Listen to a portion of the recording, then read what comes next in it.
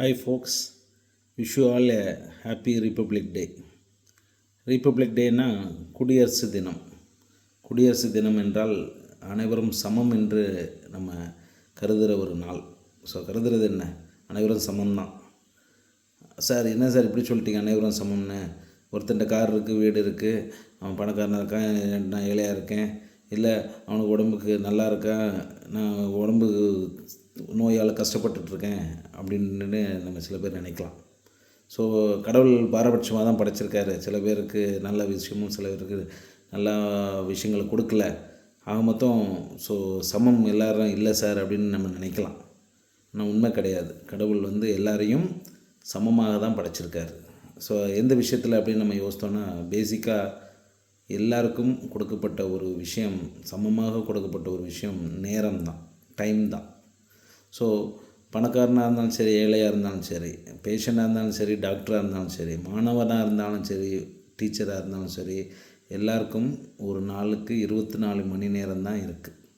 அந்த 24 மணி நேரத்தை நம்ம எப்படி இன்வெஸ்ட் பண்ண போகிறோம், எந்த விதத்தில் அதை செலவழிக்க போகிறோம் அப்படின்றத பொறுத்து தான் நம்ம வாழ்க்கையோட மேம்பாடும் நம்ம தாழ்வு அடைகிறதும் நிர்ணயிக்கப்படுகிறது.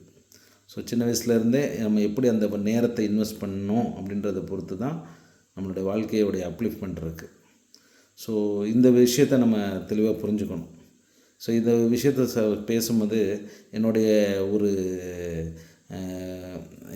கூட வேலை பார்க்கக்கூடிய ஒரு நபர் நான் அவர்கிட்ட என்ன சொன்னேன்னா, நம்ம இன்னும் பெட்டராக ஒரு பிஸ்னஸில் கொண்டு போமா அப்படின்னு சொல்லி அவர்கிட்ட நான் கேட்கும்போது அவர் ஃபஸ்ட்டு சொன்னார், சார் நான் இது ஹாப்பி வித் திஸ் லைஃப், எனக்கு இருக்கக்கூடிய டைமை நான் பெஸ்ட்டாக கொஞ்சம் நேரம் நான் ஃபேமிலியோட கொண்டாடணும்னு நினைக்கிறேன், அதனால் எனக்கு கிடைக்கக்கூடிய சம்பளமே எனக்கு நல்லா திருப்திகரமாக இருக்குது, போதும் அப்படின்னாரு.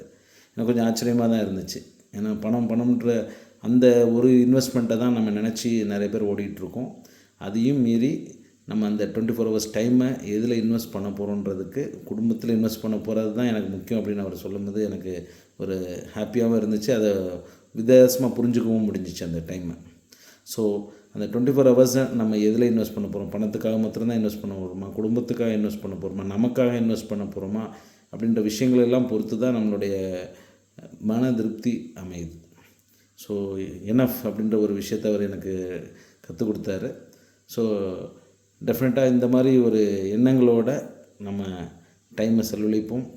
Wish you all a happy Republic Day. Thank you.